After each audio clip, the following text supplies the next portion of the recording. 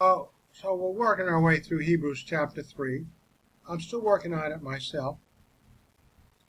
Expositors on Hebrews 3:8 goes into 3:9. 3:8 starts, "Do not harden your heart as when they provoked me, as in the day of trial in the wilderness."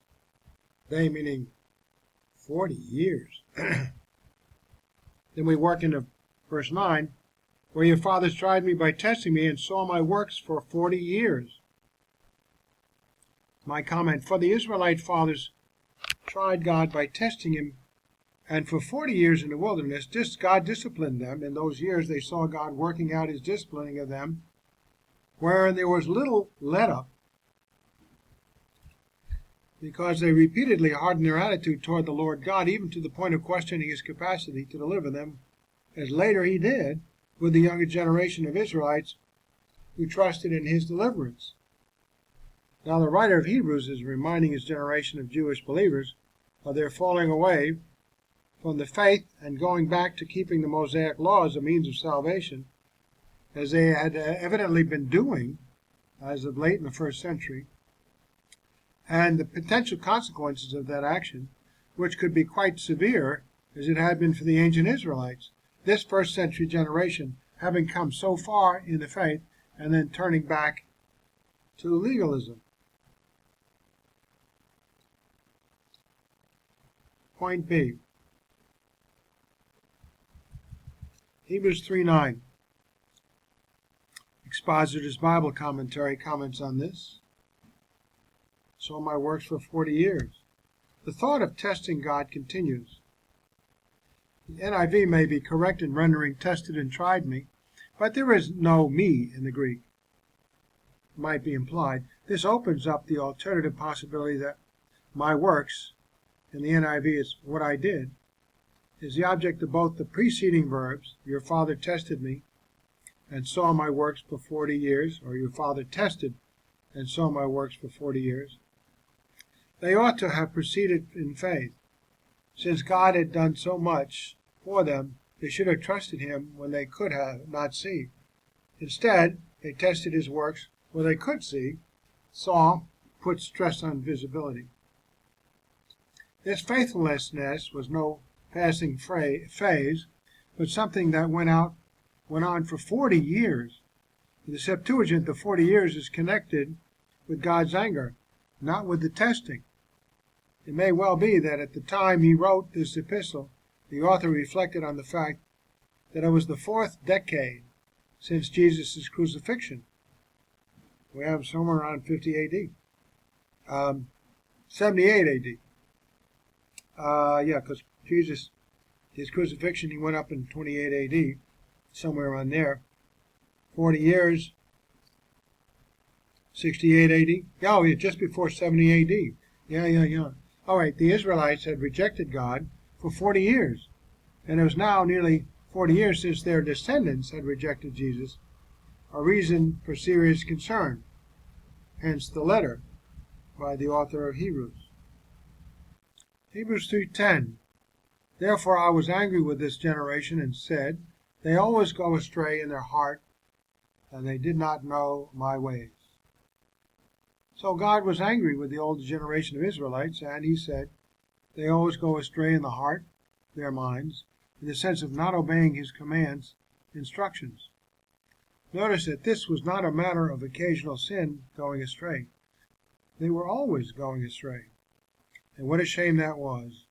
For God had promised them that they would inherit the promised land and experience great blessing and prosperity should they be faithful and obey his commands. But no matter how many times God provided food, even special food, manna from heaven and quail, as well as water, shelter, and clothing, and directed them to be obedient, the clothing didn't wear out. They complained, rebelled, and did not follow his instructions all the time. I would say hardly at all. They thereby did not know his ways at all, despite his miraculous deliverances of them from the Egyptians time and time again. They deliberately did not try to learn of his ways and emulate him, constantly invoking his wrath. When he's taking care of them, and you keep rebelling. Wow. This is evidently the key to the believer's relationship with God, to learn and know God's ways and act accordingly. Then there would be blessing and prosperity and no constant, even severe, wrathful discipline.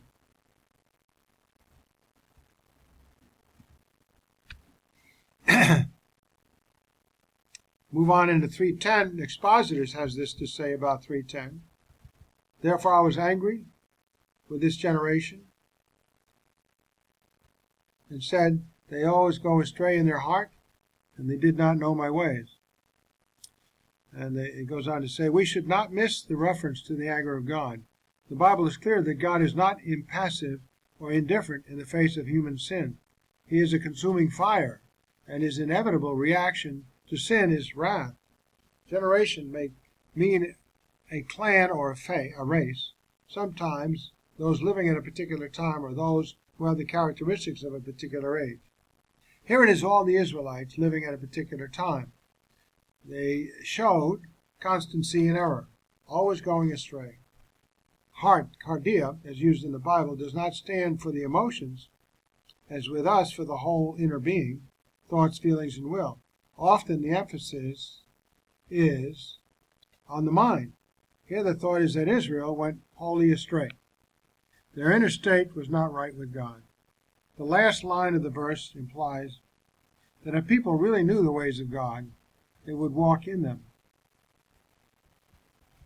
The sin nature gets in the way all the time. So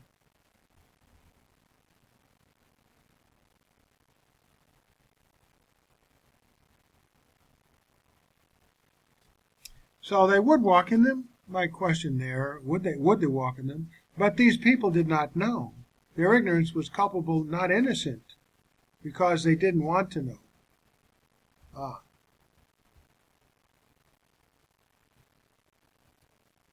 I would say, but they did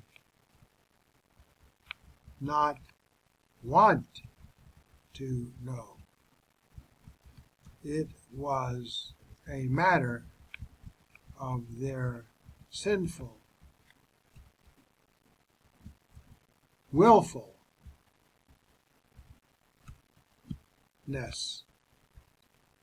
Now, you can not know something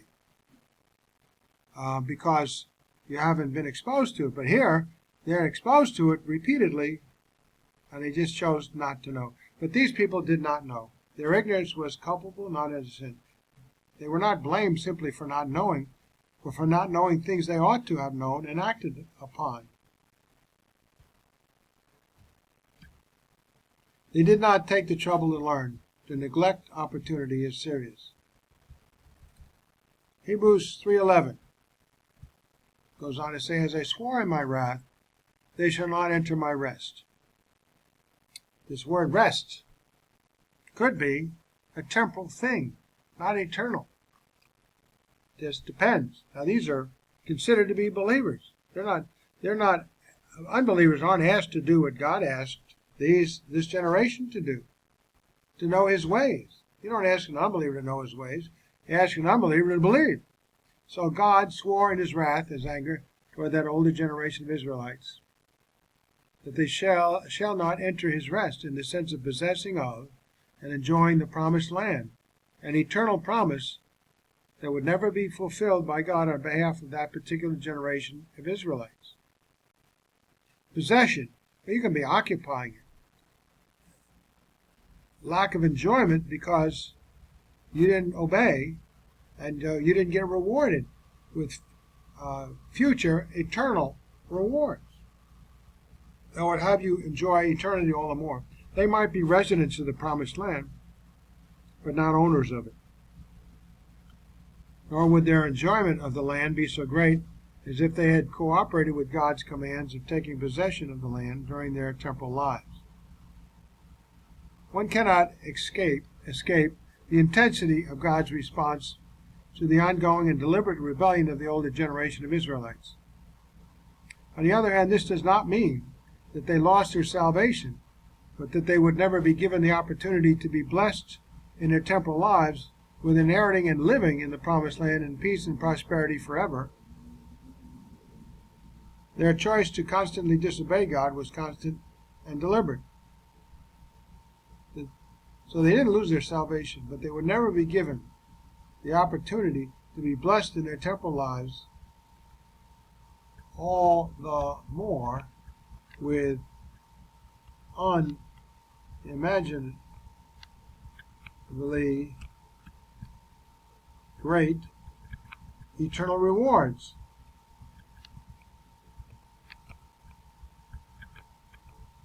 For being faithful, and that blessing, and that would include inheriting and living in the promised land in peace and prosperity forever,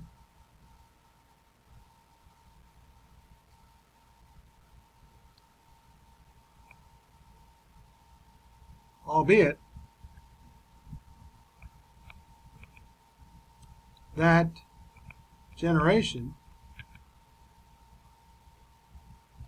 would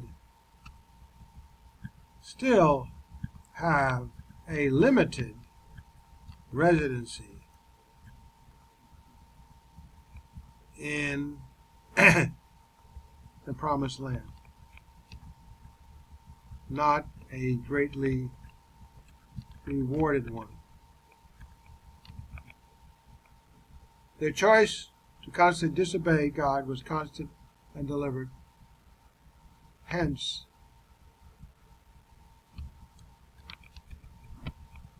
the sad results of a limited eternity, a severely limited